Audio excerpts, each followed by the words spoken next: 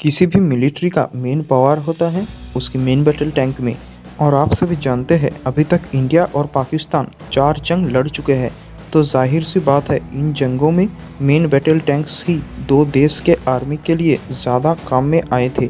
और अगर बात आती है इंडियन आर्मी की तो ये दुनिया की 4th स्ट्रॉन्गेस्ट आर्मी है। ग्लोबल फायर पावर इंडेक्स के अनुसार इंडियन आर्मी में करीब 4184 टैंक शामिल है। और वही पाकिस्तान भी हमारे साथ 4 जंग हारने के बाद अपनी टैंक्स की फ्लीट को मजबूत करना शुरू किया। अभी पाकिस्तान में मेन बैटल टैंक्स की फ्लीट में करीब 2200 टैंक्स मौजूद है। और आपको ये बता दें कि युद्ध जैसी स्थिति में सिर्फ टैंक्स की नंबर ही अहम भूमिका नहीं निभाती, इसके साथ रहे support troopers, armed vehicle, ATGM team और एक्सपीरियंस। तो आज हम ये देखेंगे कि इंडियन और पाकिस्तान दोनों देशों की मेन बैटल टैंक्सों का पोजीशन क्या है। अभी के टाइम में इंडियन आर्मी ज़्यादातर रशियन मेड टैंक्सों का यूज़ करता है, जिसमें मुख्य तौर पर है T-72 और T-90, जिसमें T-72 का भी 2 वेरिएंट है, T-72 अजय और T-72 Ajay combat variant. Indian army जो T-90 टैंक यूज़ करता है वो इंडिया में भीष्म के नाम से जाना जाता है, जिसका भी 2 वेरिएंट है, T-90S और T-90M। इंडियन आर्मी T-90 टैंक्सों को लाइसेंस प्रोडक्शन करती है अपने ही देश में, यानी कि इंडिजीनियसली।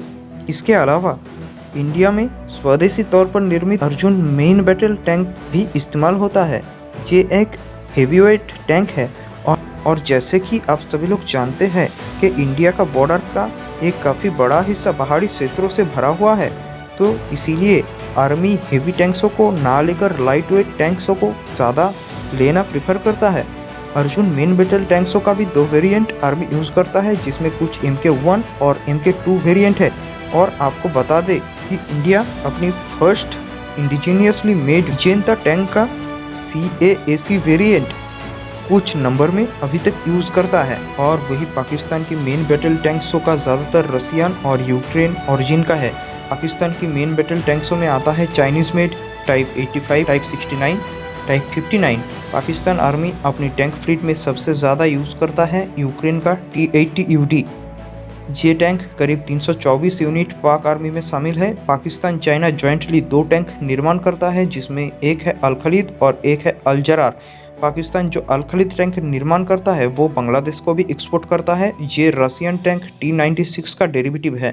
पाकिस्तान आर्मी अगर सबसे ज़्यादा किसी टैंक पर भरोसा करता है तो वो है T-80UD। आप इस बात से अंदाज़ा लगा सकते हैं कि इस टैंक के साथ हमेशा अल खलीद टैंक मौजूद रहता है। अगर इस टैंक की वेट को देखें तो ये टैंक 46 to 48 टन के साथ आता है। इसमें 1200 हॉर्स पावर का इंजन लगा हुआ है। इसकी स्पीड करीब 72 किमी पर आवर बताई जाती है। अब बात कर लेते हैं इंडियन टैंक्सों का कुछ प्रॉब्लम्स के बारे में।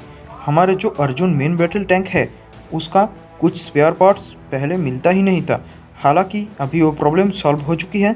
अगर इंडियन आर्मी के टैंक्स फ्लीट में सबसे ज़्यादा कोई प्रॉब्लम है तो वो है T-72। ये टैंक्स 3rd जनरेशन के हैं और इन्हें धीरे धीरे रिटायर्ड होना है। अगर दोनों ही देशों की आने वाले टैंक्स को देखें तो इंडिया इंडिजीनियसली एक लाइट वेट टैंक पर काम कर रहा है। इसके अलावा रशियन T-14 आर्माता और साउथ कोरिया से भी टैंक खरीदने की बात हो रही है। और वही पाकिस्तान चाइनीज़ V4 टैंक्स को लेकर बात कर रहा है चाइना से।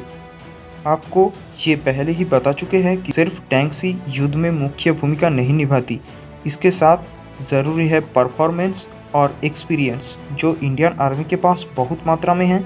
तो अभी के लिए रखते हैं केवल इतना ही। हमारे चैनल को लाइक और सब्सक्राइब कीजिए डिफेंस सेक्टर से जुड़ा रहने के लिए।